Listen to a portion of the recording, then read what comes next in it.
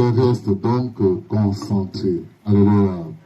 Parce que si tu ne restes pas concentré, tu ne vas pas bien comprendre de quoi je parle. Amen. C'est pour ça que je voulais qu'on chante encore un petit peu. Amen. Pour que nous puissions rester, puissions être concentrés, nous puissions nous attacher à ce qui va être dit. Alléluia. Parce que ce qui va être dit doit nous trouver dans de bonnes dispositions afin que nous puissions bien comprendre, afin que nous puissions recevoir réellement ce que le Seigneur a prévu, ce que le Seigneur a préparé pour nous, puisque nous allons parler de la verge du pouvoir. Amen. La verge du pouvoir.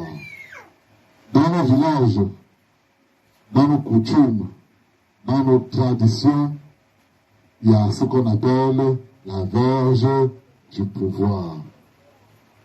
C'est-à-dire que ça peut être un bâton, ça peut être un balai, ça peut être peut-être un couteau, quelque chose comme ça, qui te permet d'avoir le pouvoir de tenir un certain pouvoir. Amen. Nous allons aussi voir que pour le chrétien, Dieu nous a donné la verge du pouvoir qui est à la disposition de n'importe quel chrétien qui veut suivre la voie de Dieu, qui veut marcher dans la voie de l'Éternel. Nous devons donc comprendre de quoi il est question ici. Comment utiliser cette verge? Et c'est quoi cette verge? Amen. C'est autre chose que la verge, comme je disais tout à l'heure, ça peut être un bâton, ça peut être, je ne sais pas, c'est un pouvoir qu'on va déléguer. Pour d'autres personnes, c'est un vampire qu'on peut te donner, c'est une sorcellerie qu'on peut te donner, c'est une connaissance qu'on peut te donner.